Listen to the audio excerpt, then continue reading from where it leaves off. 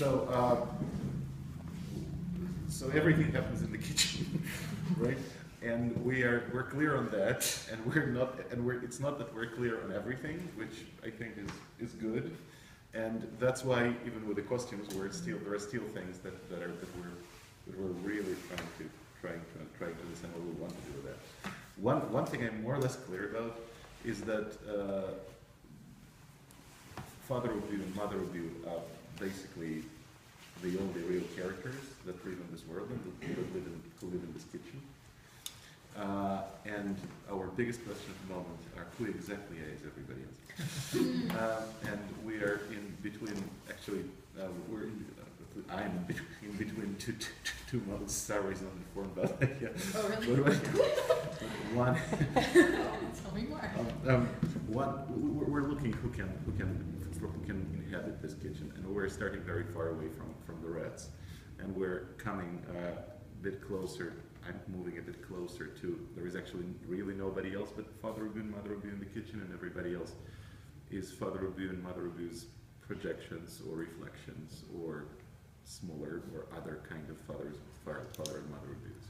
So we're still playing with this, and the two major questions about like that kept rising up and that keep rising up is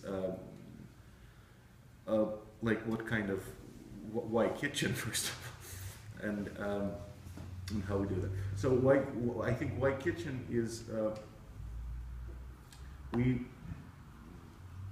I was trying to not like Ubu for a long time and sort of and give him different kind of names of, you know, Ubu is this person or that person, he's Putin, as we were discussing at some point, and a lot of him is Putin certainly, and a lot of Putin is Ubu, but it feels like that's not enough, and it feels like we want to, and it was very, I felt very good when you were saying about not, you know, you can't pin any of these characters. You can't actually say this is this person, and this is this character, and which is scary for the theater, and which is totally scary for the director, because it's much easier when you can't say this is this and this is that.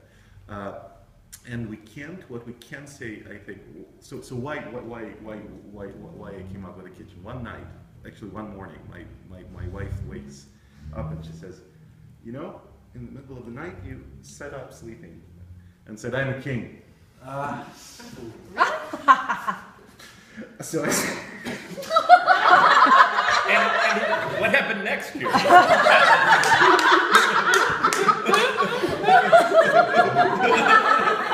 "Do tell." You also said it in Russian, right? Yeah. Yes, I did. So say it in Russian. "Я король." Wow, that's awesome. I believe it. And not that it ever came to my mind, right? I never confessed it. Oh, I did confess it before. But it's like, but I one thing I'm trying to say with this funny, horrible story is that actually there is this Ubu-ishness in each of us. Totally, at least in myself, I'm sure there is. Right? And I was, and another night I was sitting drunk in my kitchen. These are great stories. The next thing is to underestimate. Further to go. And I was talking to this vegetable who I thought was Putin, you know? Whom I always destroyed. But, I mean, whom I did destroy. I mean, which I did destroy, the vegetable. So I mean, at least my ambitiousness is totally comparable to ambitiousness of Ubu, and as I think as many of us, you know, you need specific circumstances to be sort of equivalent of Ubu. But I think there is something. There is something horrible and there is something adorable in Ubu, right? He's the worst of the tyrants, and he is the most charming and the most attractive people of all, because he's really free. He's really extremely unbelievably free, and we all want that, I think. And he is lucky because he doesn't pay attention to the losses on the way to this freedom. He just kills those. doesn't, yeah, so I don't know, yeah, how much, yeah, okay.